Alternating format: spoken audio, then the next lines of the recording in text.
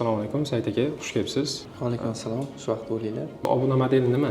Qanaqa tushunishimiz kerak? Obuna modeli mijozligi eng kamida narxi arzonroq qiladi. Obuna modelida bo'lsa, mijoz doim siz bilan qoladi. Va bizda hozir asosiy muammo, biz ko'rayotgan muammo nima deyapti? Insonlar bizda karta ma'lumotini qaysidir kompaniya yoki qaysidir ilovaga ulashga ishonmayapti hali. Qo'rqadi. Nega? Chunki ertaga oylik tushganda hamma pulimni yechib olish mumkin degan tushunchasi bor. Muxlislar o'zingiz sotuvchingiz bo'ladi. Siz agar influencer bo'ladigan bo'lsangiz, har bitta sotuvga siz bonus berishingiz mumkin. 3-4 haftadan keyin 200 million, 300 million ishlaganlari ham bordi. Yo'q joyda prosta g'oyaga ishongani uchun shu daromadni qilgan va hozirgacha stabil olib ketyapti. Asosiy g'oya ijodkorlar, ustozlar o'zini ijodi bilan, ilmi bilan, bilimi bilan shug'ullansin va shu orqali butun dunyoga o'zining ilmini mijozlarga ham, obunachilarga ham dostupniy narxda bersin, ya'ni arzon, qulay narxda tarqatsin bilimini. Assalomu alaykum, Said aka, xush kelibsiz. Va alaykum assalom, xush vaqt bo'linglar. Bu podkastni asosan kimlarga mo'ljallaganmiz? Biznes egalari, influencer, bloger, ta'lim sohasidagilar va aytishniklarga mo'ljallangan. Bu podkastda Said aka bilan biz obuna modeli o'zi nima, keyingi 3-5 yilda bu model O'zbekistonda qanchalik rivojlanadi va bu modelga hozir o'tmaganlar keyinchalik nimalarni yo'qotadi. Shularni ko'rib chiqamiz. Zo'r, qiziq. Obuna o'zi kelajakning mavzusi va hozirda butun dunyoda bizneslar ham, influencerlar ham va boshqa sohalar ham obunaga qarab intilyapti. Men o'ylayman, trend obuna bo'lgani uchun qiziq suhbat bo'ladi deb o'ylayman. O'zi obuna modeli nima? Qanaqa tushunishimiz kerak?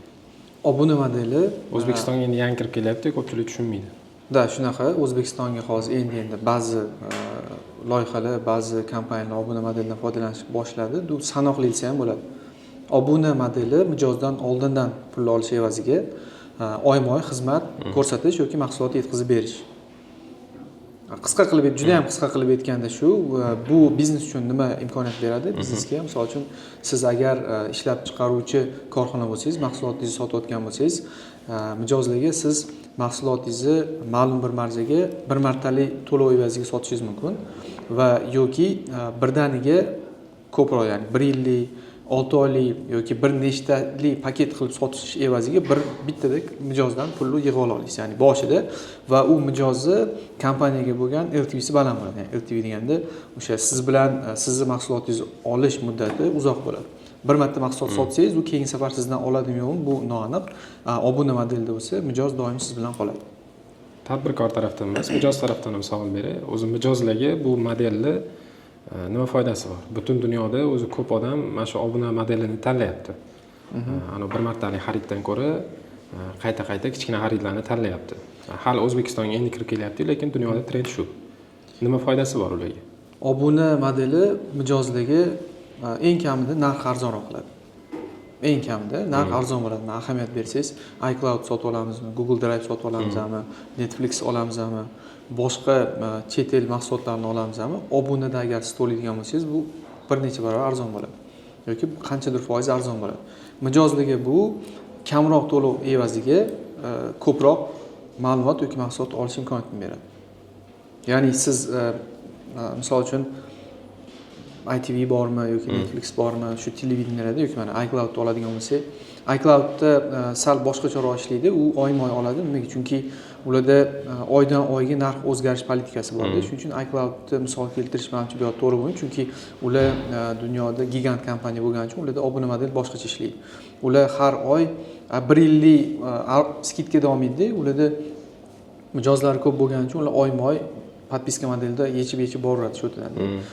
Endi boshqa mahsulotni oladigan bo'lsak, boshqa mahsulotni men bir marta to'lab qimmatroq to'lagandan ko'ra, 100 so'm to'lagandan ko'ra 6 oylikni 80 so'mdan sotib olganim yaxshi-da. Va kompaniya menga arzonroq beradi, chunki men birdaniga 6 oylik to'lovni qilib qo'ya olaman. Shunaqa, ya'ni mijozlarga arzon tushadi. O'zi bu madaniyat O'zbekistonda qaysi bosqichda odamlarni o'rgatish uchun qanaqa ishlar qilinyapti yoki qanaqa ishlar qilish kerak?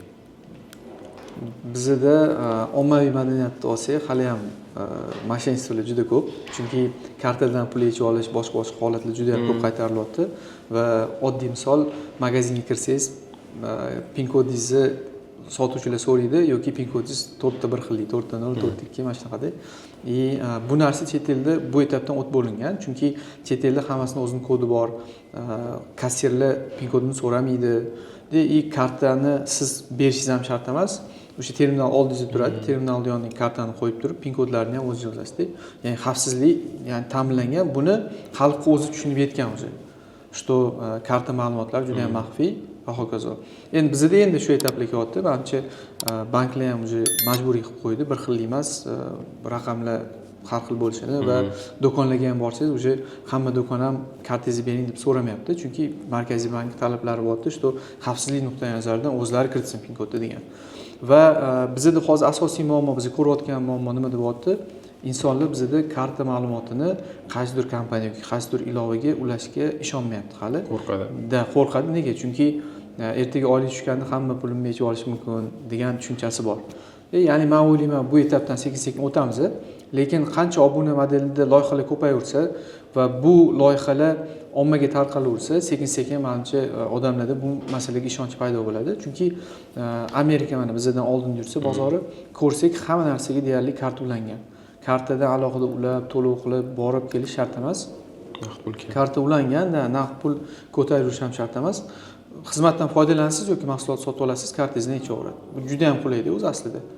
Shu ma'lumot faqat ozgina vaqt kerak, ma'lum bir vaqtdan keyin bizda ham xalq ishonsa kerak deb o'ylayman. Onlayn produktlarga. O'zani men o'ylayman, qo'li bilan bosib yoki qo'li bilan berib pul to'lash bizda sal boshqacharoq emotsiya beradi shekilli. Shunaqa. O'zi yechib olgandan ko'ra. Shunaqa. Balki shunaqa narsa ham bor. Endi asosiy bizlarning kuzatuvimiz ishonchsizlik deyapti baribir. O'zi mana shu etapdan chiqib ketish uchun, tezroq chiqib ketish uchun qanaqa sharoitlar kerak deb o'ylaysiz? Aynan O'zbekistonda. O'zbekistonda obuna modelda ishlaydigan loyihalar ko'payishi kerak. Katta kompaniyalar mana Payme-ga, Click'ga, boshqalarga o'sha ishonch bor-ku, bemalol qo'shib qo'yasiz. Xuddi shu darajada kompaniyalar, katta kompaniyalar ham obuna modelida ishlaydigan xizmatlarni taqdim qilsa, menimcha o'sha ko'proq eshitsa, odamlar shu kartani ulab qo'ysa bo'lar ekan, pul yechib olmayapti, xavfsiz ekan degan ma'lumotlar marketingda ham, reklamada ham ko'paysa, shunga sekin-sekin ishonch paydo bo'ladi. Lekin yana bitta masala bor.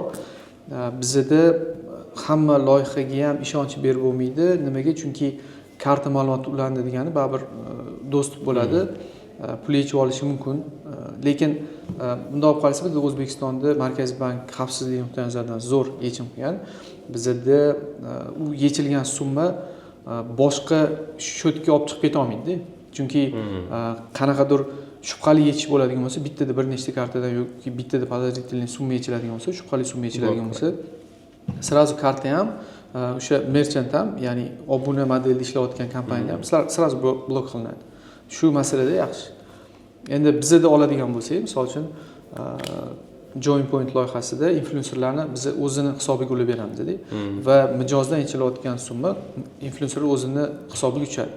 Va biz influencerni tarifini tasdiqlagandan keyin Markaziy bankka zapros beramiz, ya'ni to'lov tizimiga zapros beramiz. Ular ruxsat oladi. Bizani xizmatimiz, bizani onlayn produktimizning narxi mashinacha 6 oyga to'lash shuncha, 1 yilga to'lash shuncha. Va o'sha summalar bo'yicha norma qo'yib beradi. Undan ko'p ham, kam ham yecha olmaydi. Ya'ni xohlagani bilan ham bittada ko'proq, kamroq yecha olmaydi, chunki tasdiqlangan tariflar, tasdiqlangan summalar bo'ladi. Va o'sha belgilangan vaqt kelgandagina shu summalar yechiladi. Ya'ni xavfsizlik masalasida bu masalalar o'zi o'ylangan. Oddiy odamlar endi sekin-sekin tushunsa kerak buni. Shunaqa vaqti bilan menimcha sekin-sekin tushunsa kerak. O'z Join Point orqali siz O'zbekiston bozorida qanaqa madaniyat shakllantirmoqchisiz? Join Point orqali hozircha onlayn infoprodukt bo'yicha ustoz-shogird onlayn ustoz-shogird formati bo'yicha obuna modelda ishlangan yagona platforma qilmoqchimiz va biz ikkinchi yilga qarab ketyapmiz. Hozircha rezultatlarimiz, ko'rsatkichlarimiz yaxshi, biz o'ylagandek ketyapti. Bu nima beradi? Umumiy olib qaraganda ijodkorlarga, o'qituvchilarga, kontent yaratuvchilarga va boshqa shunga yaqin sohalarga bitta o'zini joyidan butun dunyoga ilmini tarqatish, ilmini monetizatsiya qilish imkoniyatini beradi va bu o'sha ijodkor boshqa masalaga chalg'imasdan, o'sha chiqib ikkinchi ishda ishlamasdan yoki kunni birinchi yarmigacha dars berib ikkinchi yarmida Yandeksda taksi kiraga chiqmasdan o'zini ijodi bilan shug'ullansin va bu orqali yaxshi daromad topsin. Va ommaga yoyib yuborilganda bu arzonroq ham tushadi. Muxlislariga, shogirdlariga, kuzatuvchilariga arzonroq tushadi va shu muxlislar bilan inflyuenserlarni, ijodkorlarni birlashish nuqtasi qilib qilganmiz. Yagona to'lov tizimi sifatida qilganmiz va men o'ylayman, xudo xolasa yaxshi ketyapmiz bu yo'nalishda. Join Point o'zi nima? Bu g'oya qayerdan kelgan? Join Point haqida o'zi ozgina gapirib qo'ydik. Shunga batafsilroq to'xtalib o'tsak. Join Point degani bu o'zi birlashish nuqtasi degani. Bizda shu yuqorida aytganimdek ijodkorlar bilan, ustozlar bilan, kontent yaratuvchilar bilan o'z muxlislarni birlashish nuqtasi. Bizda ularni birlashish uchun yagona platforma bo'lmaganligi sababli O'zbekiston bozorida biz shu platformaga qarab ketyapmiz, lekin hozir bizda asosiy xalqimizda Telegram platformasida bo'lgani uchun biz Telegramda yopiq kanal orqali muxlislar bilan ijodkorlarni birlashtiryapmiz va shuni evaziga biz Join Point deb, ya'ni birlashuv nuqtasi deb nomlaganmiz loyihamizni. O'zi o'quv markazlarida ham boshqa joylarda ham eng og'riqli muammo menimcha to'lov masalasi bo'lsa kerak. O'zi ikkinchi oyga o'tgandan keyin telefon qilib pul so'rab olish eng qiyin narsa. Shunaqa. Biz biznes klublariga ham qilib beryapmiz. O'quv markazlarida ham bizning loyihamiz bor. Biznes klublar ham oyma-oyda, to'g'rimi? Shunaqa. Oyma-oy nima yechim beradi? Shu pulni har doim undirishda qiyinchilik bor. Xizmatni ko'rsatiladi, lekin oyma-oy to'lashga beriladi. Berilgandan keyin har oy telefon qilib undan pulni so'rash kerak. Bu bab ozmi ko'pmi qiyinchilik tug'diradi va bir nechta odam olib qo'yish kerak shu xizmat bilan, shu operatsiya bilan shug'ullanish uchun. Bizning loyiha nima beradi? Kartani ulab qo'ysa, oyma-oy o'zi pul yechaveradi. Belgilangan vaqtda, belgilangan summada yechaveradi va pul yecha olmasa, o'sha xizmat ko'rsatish to'xtatiladi. Agar siz biznes klub gruppasida bo'ladigan bo'lsangiz va oylik yoki yillik badal aytilgan kunda yechilmasa, siz gruppadan chetlatib turadi. Va u yo'q qo'shilish uchun to'lov qilishingiz kerak, to'lov qilgandan keyin tushadi. Bizda o'zbekchilikda bor-ku, misol uchun vaqtida pulni to'lamasa, hozir pul tushmadi, 2 oydan keyin, 3 oydan keyin to'lov olaman deydi. 2 oy, 3 oy, 1 yil o'tib ketadi, lekin pulni ola olmaydi. Bu yoqdagilar ham andisha qilib ko'rsatib qo'yilgan xizmat uchun pulni so'rashga uyaladi. Bu yoqda tizim ishlaydi. Sizni tanishingiz uyaladi, gruppadan chiqib ketgandan keyin nimaga chiqib ketdi, pul to'lamagani uchun chiqib ketdi-da. Sizga telefon so'ragani xijolat bo'ladi, nima uchun? Siz ham aytasiz, tizim bu. Biz hech qanaqa bunga, ya'ni viloyat qila olmaymiz. Tizim baribir chiqarib oladi. O'shaning uchun to'lab qo'ysangiz, avtomatik keyin gruppaga qo'shilasiz, kanalga qo'shilasiz degan javob bersa bo'ladi. Va bu tizimli o'z vaqtida to'lov qilishini ta'minlab beradi. Andisha kuchli-da bizda. Andisha kuchli. O'shani ham oldin olar ekan. Andishani orqasida nechta pul yotgan bizneslarda. Andisha orqasidan ko'chada yotgan pullar menimcha son-sanoqsiz bo'lsa kerak. Qarang, bu to'lov tizimini avtomatlashtirish bo'yicha IT produkt tushundik. Bu yoqda o'sha ta'lim beradigan odam, bu yoqda ta'lim oladigan odam uni birlashtiradi. Aynan to'lov tizimidan tashqari yana ikkita tomonga qanaqa yengilliklar beradi? Xo'p, mijoz tomonidan oladigan bo'lsak, mijozga maksimalni udobniy qilamiz, ya'ni qulay, kirdi, ismini, telefon raqamini kiritadi, karta raqamlarini kiritadi va o'sha o'ziga kerakli inflyuenser bilan bog'lanadi, ya'ni karta ma'lumot bilan o'zining ma'lumotlarini kirgizsa ulanadi bo'ladi. Va u yoqda to'lov ma'lumotlari, tarix bo'ladi, qaysi karta ulangan, kartani boshqarish, operator bilan bog'lanish, yordam kerak bo'lsa yordam so'rash va shunga o'xshagan ko'plab funksiyalarimiz bor, lekin asosiysi eng oddiy. Ya'ni telefon raqamini, ismini kiritdi va kartasini uladi, o'zini ijodkor bilan, ya'ni ijodkorning kontentini kuzatadi. Endi inflyuenser tarafda nima yengilliklar bor desiz, asosiy shu yerda bo'ladi. Juda katta platforma qilingan. Bu yerda har bitta o'zini muxlisini kuzatish uchun raqamlar bor. Analitika bo'limlari bor. Bizda misol uchun Instagramda target qilasiz, boshqa reklama berasiz, offline kurslar o'tasiz, QR kod orqali muxlislarni jalb qilasiz. O'sha jalb qilayotgan lead deb aytadi-ku buni. O'sha kelayotgan leadlarni qaysi link orqali, qaysi kreativ orqali, necha marta bosildi, nechtasi pul to'ladi, nechtasi to'lamadi, necha oy o'tirdi. Ya'ni bunga o'xshagan raqamlar juda ham ko'p. Analitika qismida bizda juda ham ko'p raqamlar bor. Bu analitika faqatgina bitta anaqasini aytdim men, ya'ni hozirgi kelayotgan leadlarning raqamlarini aytgan bo'lsam, yo dinamikasi bor.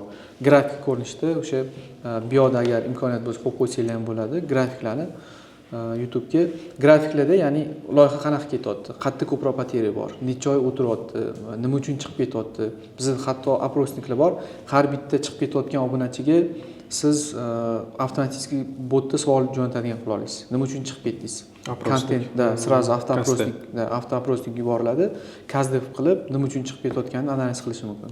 Va bu ham statistikada ko'rsatiladi. Misol uchun ko'p mijoz oтток bor, ya'ni chiqib ketyapti. Siz sразу avtomatik savol jo'natishingiz mumkin. Nima uchun chiqib ketyapsiz? Narx qimmat, kontentlar to'g'ri kelmayapti, texnik sabablar, ulana olmadi va hokazo. O'sha oprosnikni siz yaratib qo'ysangiz, bu yoqda sizda o'sha ya'ni analitika qismida ko'rinadi. Foizlar bilan bo'lib beradi. Eng katta javob qaysida? Texnik nosozlik bo'lishi mumkin, kontentlar qiymatli emas bo'lishi mumkin, narxi qimmat bo'lishi mumkin yoki yana boshqa bo'lishi mumkin sabablar. Boshqa sabablar o'zligiga urishni uyg'otishi mumkin va shu orqali siz chiqib ketayotganlarni ham analiz qilishingiz mumkin. Shu. Yana alohida biz rubrika qilib qo'yganmiz, o'sha panelimiz bor, admin panelda influencerlar uchun qaysi yo'nalishda bo'lishidan qat'iy nazar umumiy tavsiyalar bor. Food blogermi, avtoblogermi, psixologmi, sportsmenmi, boshqa sohadami? Ularda nima mavzular bo'yicha kontentlar berib borishi va hozir dunyoda nima trendlar bo'layotganligi haqida ma'lumotlar. Sun'iy intellekt to'ladi. Rubrikalar qilib qo'yganmiz. Sun'iy intellektni ustida ishlashyapti hozir. Kontent bo'yicha tavsiya beradigan bir решение qilish niyatimiz bor. Shunaqa. Analitika qismi o'zi raqamlarni yaxshi ko'radigan biznes egalari marketinglarga. Biz o'zi birinchi Alisher aka bilan boshlaganmiz. Alisher aka raqamda gaplashamiz deydi. Raqamda gaplashadi. Har bitta qadamni raqamlashtirib tashlaganmiz. Shunaqa. Zo'r. Ko'p marketinglar o'zi e'tibor bermaydi, lekin e'tibor beradiganiga zo'r qiziq ekan. Shunaqa. Endi raqamlar e'tibor beradi. Raqamlar nima uchun kerak? Qo'pol qilib aytganda, teshikchilikni to'ldirib o'tsangiz, churn rate degan ko'rsatkich bor. Bu kirayotgan mijozni chiqib ketish foizida. Endi sizni chiqib ketish foizingiz baland bo'lsa, 40-50% bo'ladigan bo'lsa, teshikchilikga suv to'ldirish ham bo'lmaydi. Endi o'sha chelikni teshiklari nimadan kelib chiqayotgan agar siz raqamni ko'ra olsangiz, shunga chuqurlashasiz. Ya'ni kirib bir oy o'tirmay chiqib ketyaptimi? Demak, qarash kerak, kontentni ikkinchi oyga o'tkazadigan kontent berish kerak. Yoki kiryapti, bepul 7 kunlikni agar qilib qo'ygan bo'lsangiz, 7 kun foydalanyapti deb pul to'lamasdan chiqib ketadi. Nimaga? Yana o'tish kerak, yana kazdef qilish kerak. Kazdef avtomatik qilish mumkin. Yuqorida aytgan funksiya bo'yicha siz bilasiz, shu demak, berayotgan birinchi kontentim mijoz ushab qoladigan kontentim yaxshi emas, uni ko'rib chiqish kerak. Shu orqali har bitta chiqib ketayotgan mijozni, ya'ni teshikchilingizni har bitta teshik nimadan kelib chiqqanini bilganingizdan keyin unga yechim bera olasiz. Sekin-sekin yechim berib, churn rate kamaytirasiz. Bu yoqda o'sha leading generatsiya qilib o'zingiz kanalingizga mijozlarni olib ko'rasiz. Bu yoqda chiqib ketish kam bo'lgani sababiga stabil daromadingiz ham oshib boraveradi. Yana bizda bitta zo'r funksiya bor. O'zimizning influencerlarga bu narsani qilib berganmiz. Pixel degan termin bor, bilasiz, Facebookda. Pixel degani, men o'zim ham yaqinda bildim, qiziq bo'ldi. Pixel har bitta sotib olgan mijozni analiz qilib, sotib olganligi haqida ma'lumotni Facebookka jo'natar ekan. Misol uchun, siz target qilasiz, target qilayotgan mijozlaringizdan kimdir sotib oldi. Facebook agar sizni sotib olganingizni Facebook bilmasa, bu sotib oldi deb o'ylamas ekan. Bizda odatda misol uchun onlayn produkt sotsa nima bo'ladi? Kurslarni sotsa, sotildi deb u yoqda CRM da qolib ketadi-da. Facebookka sotildi deb ma'lumot berilmaydi. Pixel funksiyasi nima qilyapti? Bizlarni kim sotib olgan bo'lsa, qaysi kanal orqali klik qilib, qaysi link orqali kelib turib sotib olgan bo'lsa, varonkani polni kuzatuv bo'ladi. Sotib olganligi haqida, necha pulga, nima sotib olganligi haqida ma'lumotni biz avtomatik integratsiya qilib qo'yganmiz, Facebookka ketadi. Facebook u ma'lumotni oladi va xuddi o'ziga o'xshagan tadbirkorlarga yoki odamlarga retarget qiladi, ya'ni boshqatdan target qilib sotib olish imkoniyatini yana ham ko'paytiradi.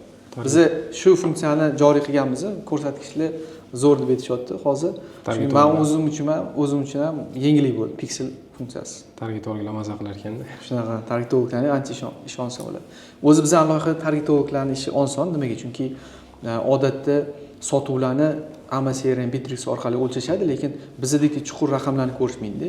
Va targetologlarga agar siz raqamlarni beradigan bo'lsangiz, to'liq qaysi etaplarda poteriya bo'layotganini, qaysi etaplarda lead foiz tushib ketyapti.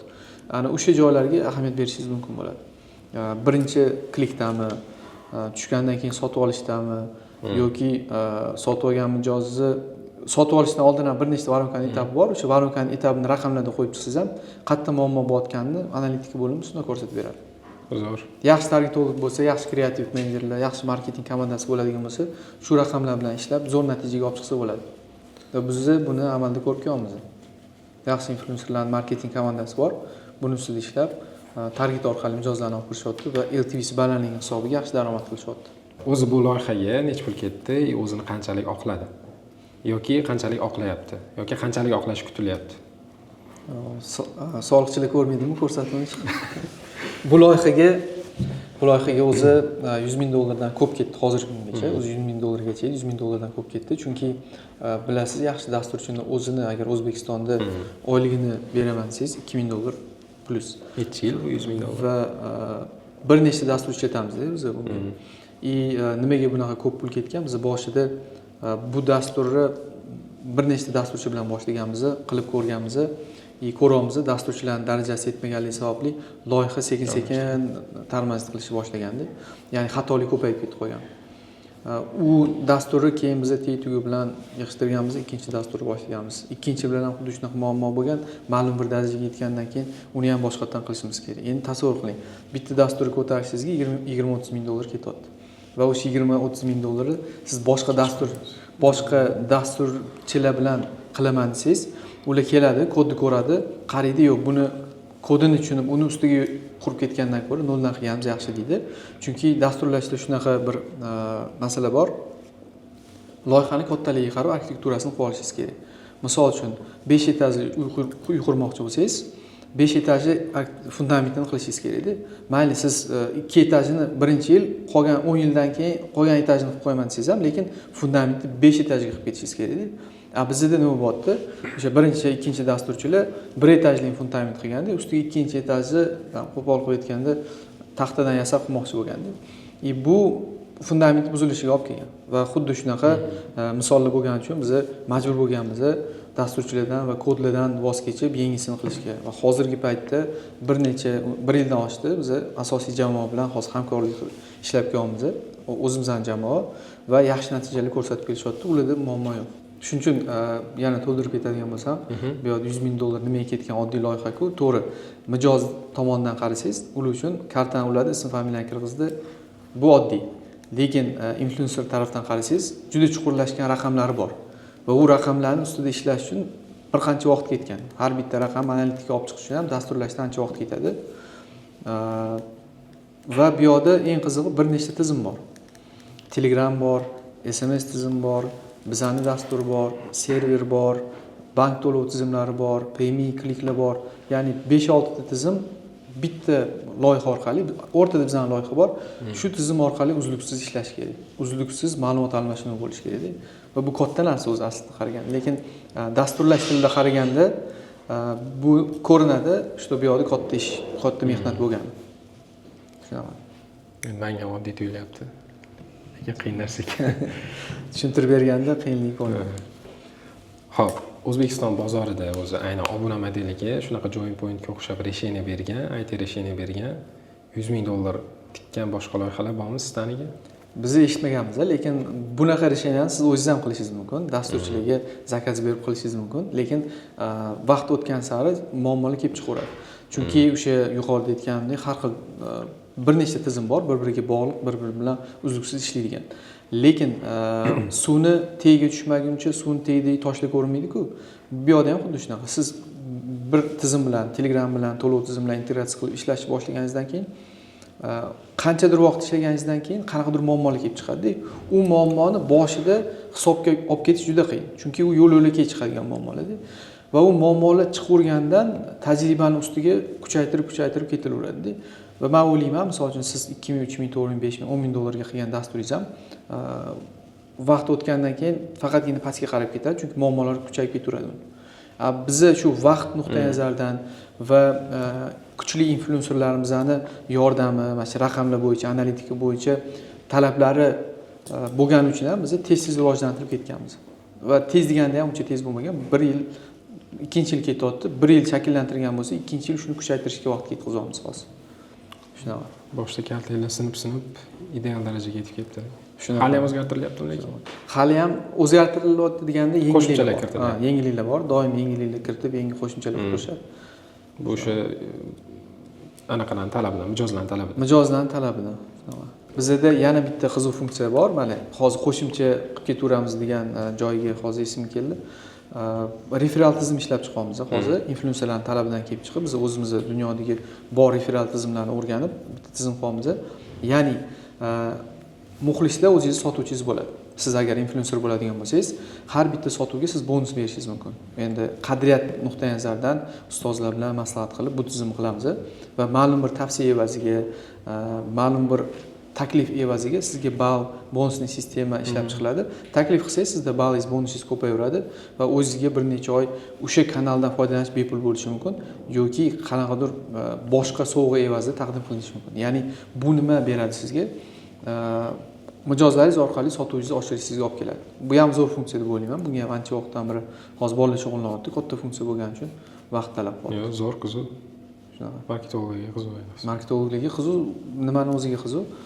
Influencerlarning o'ziga qiziq. Chunki biz ham maksimal harakat qilyapmiz sotuvchi siz dasturni sotuvga olib kelishga. Bizning keyinchalik rejalarimiz bor. Sun'iy intellekt ulab, sun'iy intellekt o'zi sotuv qiladigan qilmoqchimiz. Ya'ni target qildingiz, lead kelib tushyapti, botda o'zida suhbat bo'ldi, undan keyin sun'iy intellekt ulanadi va sun'iy intellekt suhbat qilib, progress qilib sotuvgacha olib kelib beradi. Shuni ulashni ham reja qilib qo'yganmiz. Endi hozir O'zbekistonda sun'iy intellekt o'zbek tili shevalarida va o'zbek tilida muloqotda ozgina kamchiligi bo'lgani uchun bu bizni kutib turibmiz hozir. Bu vaqt o'tgandan keyin o'rganib oladi deb o'ylaymiz. Men o'ylayman 1-2 yilda o'zi kirib kelsa kerak. Chunki Rossiyada ahamiyat bersangiz, rus tili internetdan shunaqa ko'p foydalangani uchun ham sun'iy intellektni ruslar o'rgatib yuborgan. Inglizlar o'zi tegidan o'zi inglizlar qilgani uchun ingliz tilini ashi zo'r gapiradi va zo'r tushunadi. Va bu Rossiyada o'zi operator o'rniga sun'iy intellekt telefon qilib, o'zini tanishtirib, sizga mahsulot sota oladi. Lekin bizda agar biz ulab ko'rdik, bir nechta shunaqa tashkilotlar bilan ishlashga harakat qildik. Ularimizni boshqa yo'nalishimizda, misol texnologiya yo'nalishimizda biz ulab ko'rdik. Telefon qilib sotuv qilish o'rniga konversiyasi juda tushib ketyapti va mijozni gaplashganda his qila olmagani uchun juda ko'p lidlarni uvol qo'yapti. Ya'ni target o'zini o'zi oqlamayapti. Shuning uchun biz test qilgandan keyin shu xulosaga keldik. Demak, O'zbekistonda hali sun'iy intellekt faqat ma'lumot berishga bo'ladi, okey, lekin sotuvga bo'lmaydi. Chunki shevalarni tushunmagani uchun, mijozni his qila olmagani uchun lidlarni uvol qo'yapti degan xulosaga keldik. Bizda o'zi oddiy messenjerda gaplashganda ham imlo xato bilan yozamiz. Bitta podkastda eshitdim-da. Nimaga o'zi o'zbek tili rivojlanmagan sun'iy intellekt boshqalar bo'yicha imlo xato bilan yozamiz, gaplarni mantiqiy jihatdan noto'g'ri tuzamiz. O'shani hisobiga ham deb o'ylayman. ChatGPT ham imlo xato yozadi-da ba'zida. Gaplarni noto'g'ri tuzib beradi. Shunaqa. Yo'q, bu bundan deb bo'lmaydi, chunki bizda ChatGPT dan foydalanish soni kamda, umumiy aholini o'zi kam bo'lgani hisobiga zaproslar kamda, ma'lumot almashinuvi kam sun'iy intellekt bilan. Qancha ko'p bo'lsa, qancha ko'p internetga biz ma'lumotlar qo'ysak, shuncha rivojlanib ketadi. Misol uchun mana Amerikani oladigan bo'lsa, ingliz tilidagi kontent juda ham ko'p. Kontent deganda internetdagi bor narsa. Kitob bormi, video bormi, audio bormi, yozuvchilar bormi, ingliz tilida ko'p. Rus tilida O'zbekistonga nisbatan ko'p. Shuning uchun ruslar ham tezroq o'rgatib olgan sun'iy intellekt. O'zbek tili endi kichkina bo'lgani uchun, o'zbek bozorini o'zi kichkina bo'lgani uchun ham Amerika kompaniyasiga sun'iy intellektga, OpenAIga, ChatGPTga O'zbekiston bozori ham uncha qiziq emas. O'shaning uchun ular bu yo'lni rivojlantirishga fokus qaratmaydi va o'zini holatiga tashlab qo'ygan. Bizning ishimiz faqat shu foydalansak, sekin-sekin o'rganib, bizdagi ma'lumotlarni yig'ib, to'g'ri ma'lumot berishni boshlaydi. Faqat vaqt masalasi. Pensiyaga sifatida bu loyihada sizni eng qiynagan 3 ta narsa. Xo'p, birinchisi jamoa. Qiynagan deganda qaysi ma'noda? Shu darajaga olib kelishgan qiyinchilik tug'dirgan sizga. Ana bosh og'riq bo'lgan. Birinchisi jamoa, ikkinchisi ishonch. Influencerlarni shu loyihaga, podpiska modeliga, obuna modeliga bo'lgan ishonchi. Uchinchisi bilmadim men uchinchisini deganmi? Hozircha ikkita, menimcha. Uchinchisini o'ylab ko'rish kerak. Jamoada aytib o'tdingiz, influencerlarda nima muammo? Influencerlarda shu obuna modeliga nisbatan ishonch pastroq. Ya'ni bizda ishlamasa kerak, odamlar kartasini urlamasa kerak, u yopiq kanalda nima beraman degan ishonchsizlik bo'lgan. Biz borib gaplashganda bir xil influencerlar bor, betma-bet ko'rishib qolganmiz, o'zimiz ham biznes klublarda bo'lganimiz uchun bab ko'rishamiz-da, influencerlar bilan ko'rishganda aytamiz, keling, zo'r loyiha bor, podpiska modeli bo'yicha obuna evaziga siz stabil daromad qila olasiz. Bu zo'r ekanmi, qanaqa? Shunaqa tushuntirdik. Boshlovimiz 3-4 haftadan keyin 200 million, 300 million ishlaganlari ham bordi. Yo'q joyda prosta g'oyaga ishongani uchun shu daromadni qilgan va hozirgacha stabil olib ketyapti. Ya'ni qanchadir daromadi bor, 5-6 oydan beri ishlab kelishyapti. Ba'zilari bor. Biz kirganda o'sha boshida bir nechta bizda 4-5 ta mijoz bo'lganda aytyapmiz mana mashmashi inflyuenserlar, mashmashi ustozlar bizdan loyihadan foydalanyapti. O'zbekistonda yangilik, Rossiyada anchadan beri shu xizmatdan foydalanishadi. Keling siz ham qilib ko'ring deymiz. Xo'p deydi, boshlaydi, ozgina boshlagandan keyin fokusi o'zining eski klassik ishlariga qarab ketadi. Hozir vaqtim bo'lmayapti, hozir yo'q, hozir bunaqa va ko'ramizki, o'zi tagida nima yotibdi, shu obuna modeli orqali stabil daromad qilishga nisbatan ishonch yo'q. Shu asosiy masalada ham shunda bo'lsa kerak, ya'ni hozirchalik ishonch yo'q. Men o'ylayman sekin-sekin bu keladi. Chunki Amerika bozoridan Rossiya bozoriga keldi, Rossiyadan bizga keladi. 3-4 yil. Sog'. 3-4 yil, balki 2 yil, balki 1 yil shunaqa. Eng qiziqarli voqeani aytib bera olasizmi? Loyiha mana shu etapgacha bo'lgan payt. Qiziq voqealardan bizda bir inflyuenserlarimiz bor. Ular bilan o'sha bizda Alisher Isayev bor edilar, ya'ni 3-4 ta inflyuenserlarimizni ulagan edik. Va men ularga taklif bilan chiqqanman. Men aytganman, keling, siz bilan ishlaylik. Portfolio uchun bizga qiziqsiz, chunki siz ham bizning loyihaga ulanadigan bo'lsangiz, bozorda bizning loyihaga nisbatan ishonch oshadi. Shuning uchun siz bilan siz xohlagan tarifda, bosh to'lovsiz shunday ishlashga rozimiz va so'ragan funksiyalaringizni qilib beramiz. Prioritetda birinchi bo'lib qilib beramiz deb gaplashganman. Keyin maslahat qilganlar, boshqa qilgan bir nechta переговор bo'lganda, bir nechta uchrashuv, bir nechta suhbat bo'lgan. Oxiri keyin bitta vaqt aytganlar, "Men bu vaqtda qaror qabul qilamiz" deb. Xo'p deb, o'sha vaqt o'tgandan keyin men aloqaga chiqqanman, ular aytdi, "Yo'q, biz qildik, o'zimiz qildik, dasturchilar bilan" deydi. Keyin xo'p dedim, ketdim. Oradan 5-6 oy o'tdi. Ko'rsak, ular o'zligi dasturchilikni qildirishgan. Va ular marketologi bilan biz gaplashyapmiz. O'zlari bizga aloqaga chiqdi. Marketologi bilan gaplashyapmiz. Marketolog aytdi, juda ham kamchiliklari ko'p. Pul yechib olib, gruppaga qo'shmaydi yoki gruppada o'tirsa ham pulni yechmaydi. Elementar narsa. Elementar xatoda yoki boshqacha summalar yechaveradi yoki 2 barobar, 3 barobar ko'p yechaveradi. Admin paneli yo'q-da, ya'ni nechta kirdi, nechta chiqdi, Excelda qing'ir-qiyshiq qilib ma'lumotlarni berishgan ekanda. Keyin bizani o'sha jamoa bilan gaplashyapti, loyiha boshqaruvchilari bilan. Bizani kelib ko'rsatib beryapti. Vobshe zo'r ekan dedi. Men bilyapman, что o'sha inflyuenserga men keling, bepulga qilib beramiz hammasini. Rozimiz deyapmiz, yo'q deyapti. 5-6 oydan keyin o'sha qo'pol qilib aytganda issig'ini yeb, tuzini yeb deydi-ku. Shu ko'ryapti, что buni 2-3 ta dasturchi bilan qilib bo'lmaydi. Mana shu sovg'alarni yegandan keyin kelyapti. Bir so'm skidka qilmasdan, hech qanaqa chegirmalar qilmasdan shunday o'ylashyapti. Ya'ni tayyordi bizdan foydalanib, bepulga foydalanish o'rniga bu yoqda kelib 2 barobar to'layapti. Shunaqa holat bo'lgan. Hozir ishlashyapti? Hozir ishlashyapti. Hozir hammasi joyidami? Hammasi joyida, rozi. Yo'da nechta komandasida, ya'ni bizning komanda bilan ularni gaplashadigan o'rtada ularning ham peymi bor-da, loyiha boshqaruvchisi. Ular nechta almashyapti, lekin bizning loyihada ishlab kelishyapti. Ya'ni loyihada kamchilik yo'q, komfortni maza qilib ishlab kelishyapti va hamma statistikalari, hamma to'lovlari, hamma so'ragan zaproslari joyida. Shuning uchun o'zi bunday olib qarasangiz, bizda eng o'zimizga ishongan, hurmat qilgan ustozlarimiz bizning loyihadan foydalanishadi.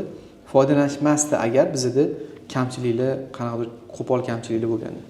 Zo'r qiziq voqea bo'lgan yana Alisher Isayev ustoz bilan boshida loyihani boshlayotganda bizga aytganlar, shunaqa razraботni qilish kerak. Shunaqa funksiyasi bo'lsa, boshladik. Qisqacha gaplashganmiz, ozgina gaplashganmiz. Biz o'zimiz jamoa bilan tizim qilganmiz, boshqa narsa qilganmiz edi. Loyihani boshlaganmiz. 1 oy o'tdi. 1 oydan keyin O'zbekiston uchun yangi bo'lgan funksiya, ya'ni avto to'lov bor-ku, avto spисание. O'sha avtomatik pul yechilishi kerak bo'lganda, keyin o'sha Alisher chiqyaptilar, 1 oy o'tdi, qarab qo'yinglar, tizim ishlash kerak. Avtomatik pul yechib olish kerak deyapti. Keyin biz hayron bo'lib, men aytaman, Alisher aka unaqa qilmaganmiz, biz payme klik ulaganmiz. O'sha paytda bu texnik решенияsi yo'q edi deb noto'g'ri tushungan ekanmiz biz. Va u bir martalik to'lov ulab qo'yganmiz. Ya'ni payme klikka har oy o'zi bir ruchnoy to'lov qilish kerak bo'lganda, o'sha yerda biz ustoz noto'g'ri tushunib, avtospesiyalli yechimga ulash kerak deb o'ylab, biz payme bilan klik ulab qo'yganmiz. Mijozlardan keyingi oyga pul yechmay qolganda, keyingi oyga pul yechmagan, ana o'sha yerda telefon qilishgan. Bizga telefon qilishgan, yo'da o'sha odamlar ham aytib qo'yishgan, bizning loyiha avtomatik pul yechib oladi, gruppada qo'yasizlar, to'lash shart emas, boshqa deb. Biz uni shunaqa bo'lishi kerak deb o'ylab, payme klik ulab qo'yganmiz, integratsiya qilganmiz edi. Keyin ko'ramiz, o'sha mijozlardan e'tiroz kelyapti, o'sha gruppadan chiqib ketdi, to'lov payme klik deydi, avtospesiyalniy bo'lmagan. Boshqatdan keyin o'sha avto to'lovni nima qilib berganmiz, ulab berganmiz edi. boshqatdan yechim qilgan. Ya'ni oddiy tushunmovchilikni evaziga mana shunaqa ozgina muammo bo'lgan. Muammo emas, endi shunaqa qiziq voqea bo'lgan. Mana Atmos tizim o'sha. Atmos tizimi, Atmos to'lov tizimidan foydalanamiz. Join Point siz uchun biznesmi, loyihami yoki qanaqadir shaxsiy missiyami? Join Point biz uchun missiya desa bo'ladi ko'proq. Chunki daromadni orqasidan yurmaganmiz. Daromad orqasidan yurganda Faqat zararga yuribmiz deng. va zararga yuribmiz. Haligacha misol uchun bu loyiha o'zini oqlamagan va jamoa bilan ma'lum bir g'oya bor, shu g'oyaga qarab ketamiz. Agar faqat daromad orqasidan yuradigan bo'lganimizda bizda buyoni to'lov tizimini ulab qo'ysa yaxshi pul beradigan loyihalar bor-da, lekin ular qadriyatga to'g'ri kelmaydi. G'oyani ham aytib keting. G'oya asosiy g'oya ijodkorlar, ustozlar o'zini ijodi bilan, ilmi bilan, bilimi bilan shug'ullansin va shu orqali butun dunyoga o'zining ilmini mijozlarga ham, obunachilarga ham dostupniy narxda bersin, ya'ni arzon, qulay narxda tarqatsin bilimini. Shu bizning asosiy g'oya, asosiy missiya ham o'qituvchilar, ilm ahli birinchi yarmida ishga borib, ikkinchi yarmida taksiga, kiraga chiqmasin yoki boshqa ishlar bilan shug'ullanmasin. Ilm olib, ilm bersin. Shunda bu o'zimizga ham, millatga ham katta foydasi bor.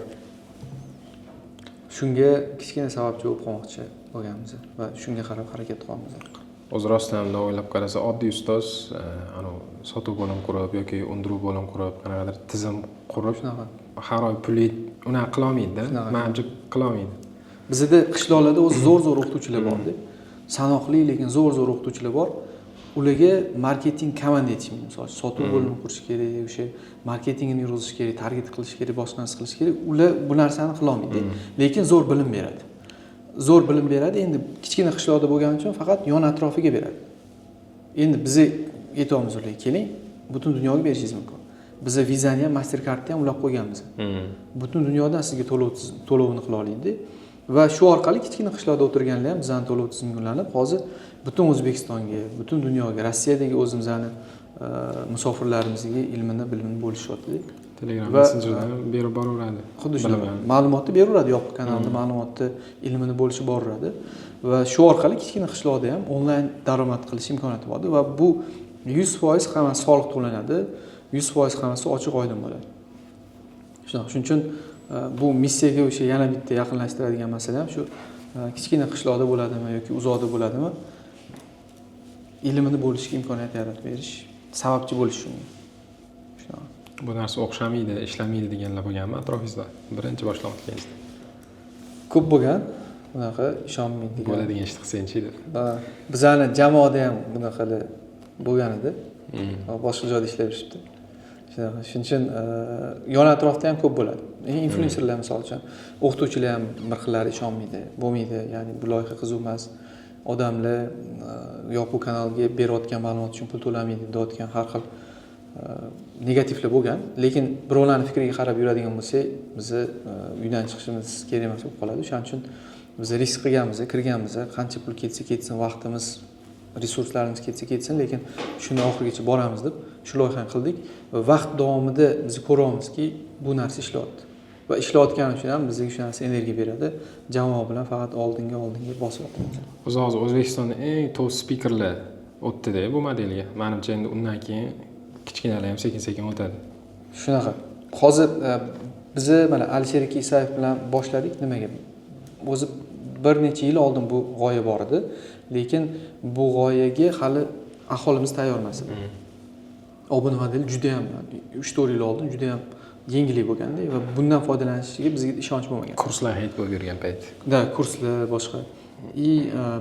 Men Mixail Germenyukda o'qib keldim, offlayn kursida 3 oy bu yoqqa qatnab o'qib keldim. Va o'qishim davomida u Telegram kanalini zapus qildi va Telegram pulli kanal orqali daromad qilishni boshladi. Va hozirgi paytda oyiga $1 million daromad qiladi.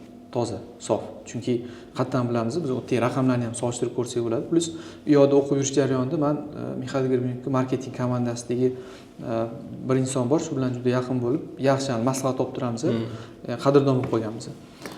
Va shuning orqasidan biz ko'rdikki, shu obuna model O'zbekistonda ham ishlash kerak, chunki influencerlar Rossiyada boshlayapti Alisher aka ustoz aytib qoldilar, shunaqa qilinayotgan ekan, Greenwikda qilingan.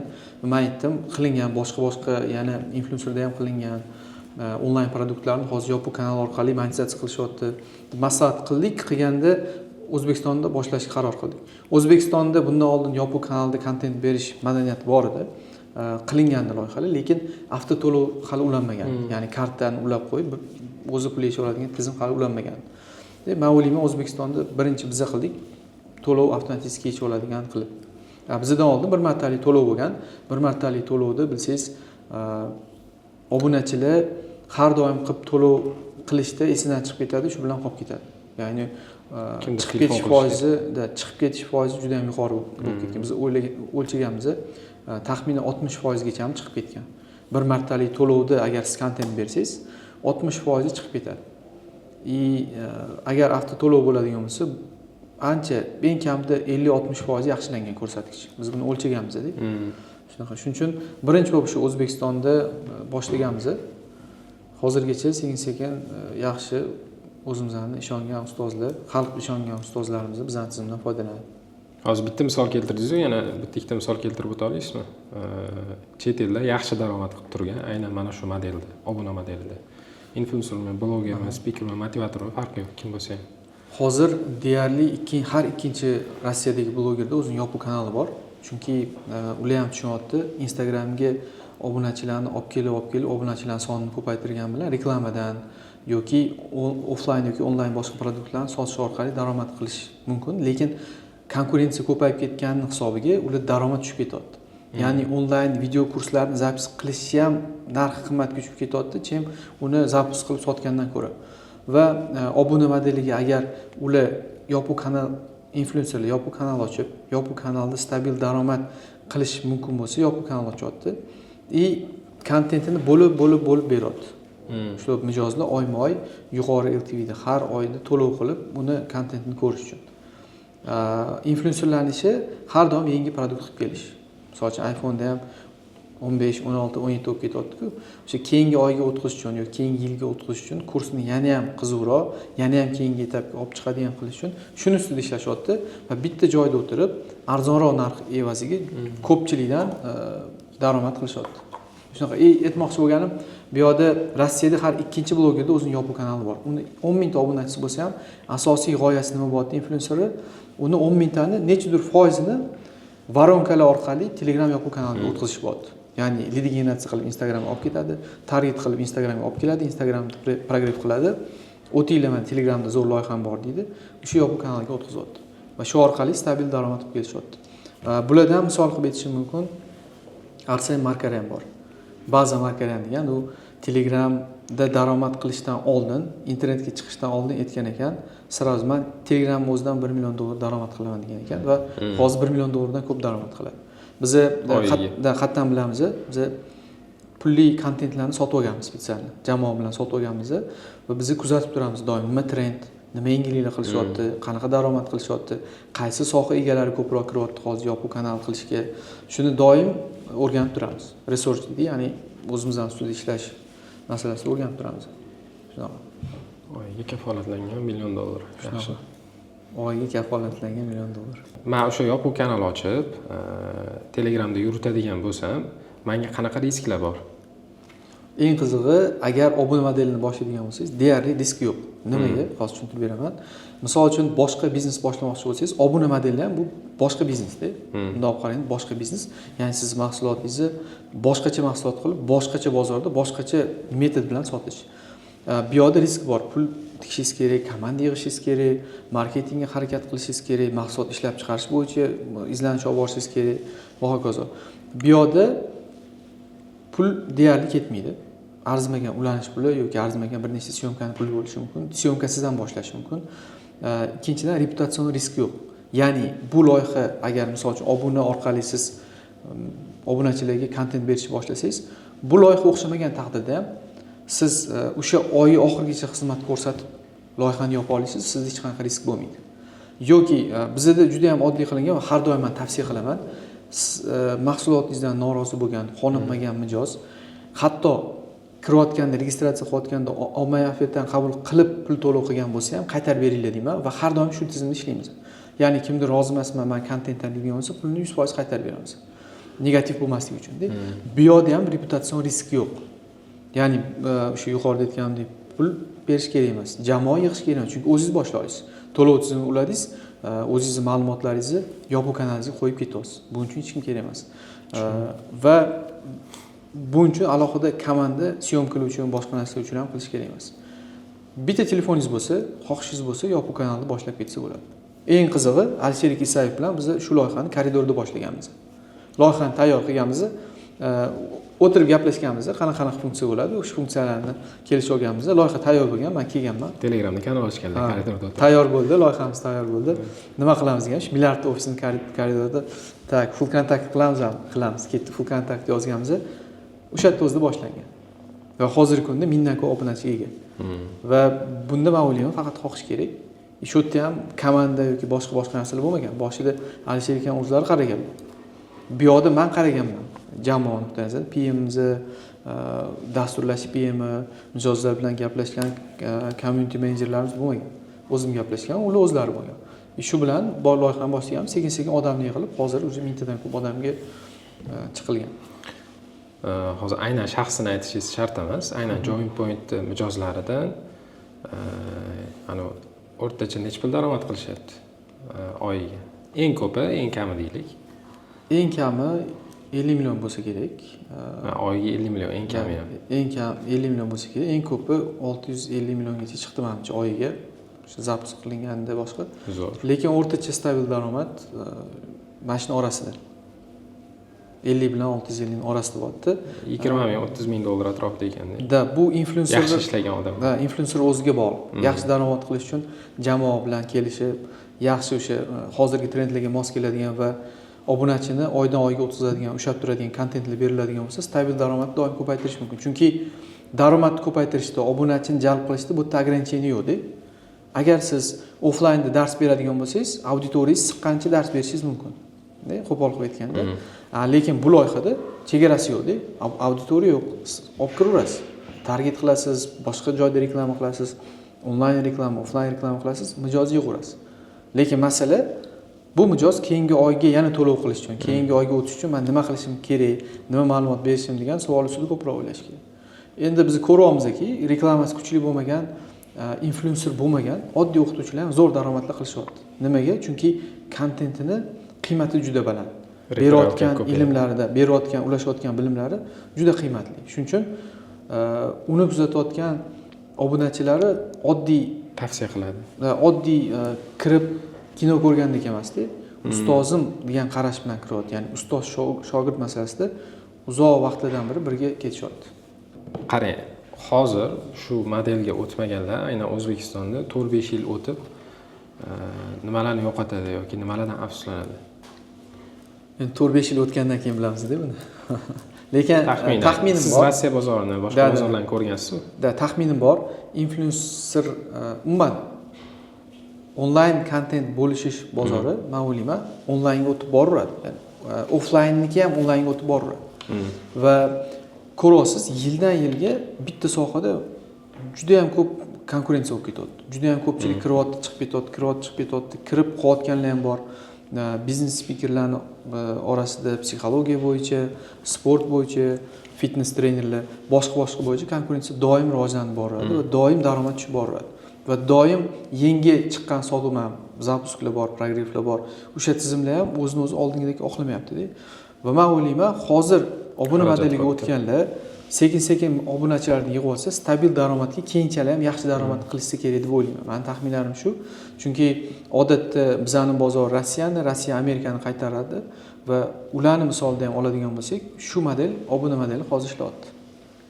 Va men o'ylayman, hozir Bitcoin arzonligida olib qo'yish kerak deb o'ylayman. Gazini bosmasanglar, qo'yib ketasizlar trendda. Shunaqa Bitcoin degan ham Bitcoin olib yurishmasa, biz Hasan aka Mamasaidov ustoz aytadilar, o'sha bir xil loyihalar kichkina bo'lganda uncha hech kim qiziqmaydi. Keyin loyiha katta bo'lib ketgandan keyin hamma investorlar qiziqib, boshqalar qiziqib ketadi-ku. O'sha taklif kichkinaligida olinmaganda o'sha hazillashib ketadilar. Bitcoin arzonligida olib qo'yish kerak edi deb aytadilar. Bizda ham hozir ma'lumot obuna modelda hali imkoniyatlar keng. Qarang, o'zi bu bozorga hozir kirib turganlarning eng katta muammosi nima? mani kuzatuvim birinchi sabab ishonch. Obuna modeli orqali daromadga ishonmaganim va ikkinchisi shu ustozi deylik, shu ustozi o'zi disiplina bilan bunga yondashmagan. Ya'ni bunda bir xillarni yo'nalishida sekin-sekin odam yig'iladi. Bu ikkita oy davomida, ikkita, 4 ta, 100 ta, 120 ta, 200 ta qilib yig'iladi va bunga sabr bilan yetib borish kerak, disiplina bilan belgilangan kontentlarni rejalarni qilib borish kerak edi. Bir xillar srazu daromad qilishni ko'zlaydi bundan. Qaraydi, Instagramda 1 million ta obunachim bor ekan. Hozir men 200 tasini o'tkazsam $500,000 ishlar ekanman deydi. Ajdaniyani noto'g'ri, juda baland va qisqa muddatga qo'yib oladi va bu bitta e'lon qilsa, qaraydi, juda ham kam.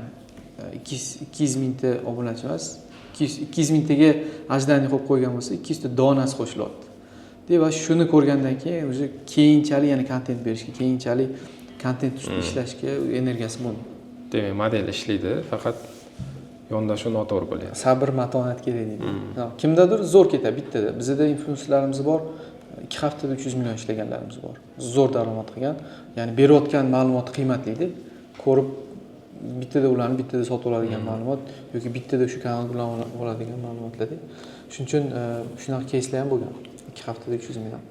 O'zi mana shu obuna tizimini ishga tushirishda O'zbekistonda eng katta muammo to'lovmi yoki kontent sifatimi yo foydalanuvchini o'rgatishmi? Qaysi biri eng aktual? Ishga tushirishdami? Men o'ylayman, birinchi o'rinda shaxs o'zining qiymati, berayotgan ma'lumotlarning qiymati deb o'ylayman. Marketing, target, demak, kontent sifati. Kontent sifati emas, kontent qiymati. Kontent sifati o'sha video syomka, marketing komandani ishga kirib ketadi.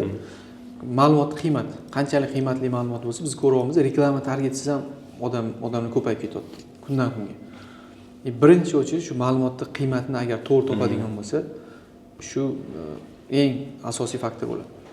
Kontent sifati keyingi дополнительный bunga ishlaydigan. Keyin komandani sifati bor. Undan keyin yana yordam beradigan. Bir-biriga bog'liq hammasi. Lekin asosiysi men o'ylayman ma'lumotning qiymati. Qarang, aynan mana shu Join Point loyihasini boshqalar takrorlasa ham, siznikini o'ziga xos bo'lib qoladigan jihati qaysi? Bitta.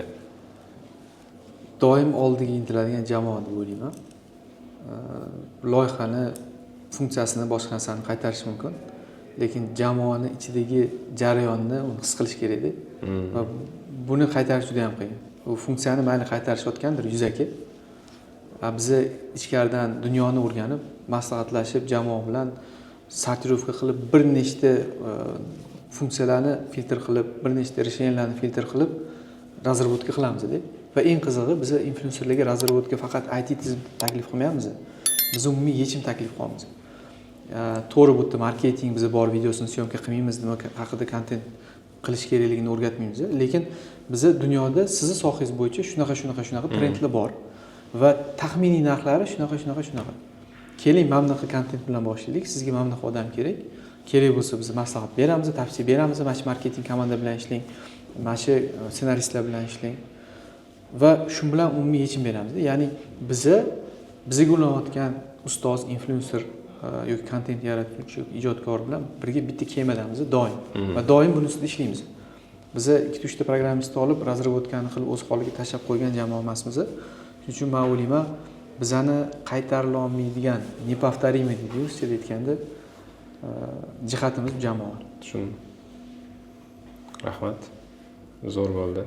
Siz sportchi, ijodkor, inflyuenser yoki bloger bo'lsangiz, obuna modeli yoki Join Point loyihasi sizga qiziq bo'lgan bo'lsa, mana shu raqamlar orqali aloqaga chiqing. Birinchi aloqaga chiqqan 5 ta insonga aynan rahbarimiz Said aka Hasanjanov bilan 1 soatlik bepul konsultatsiyani sovg'a qilamiz.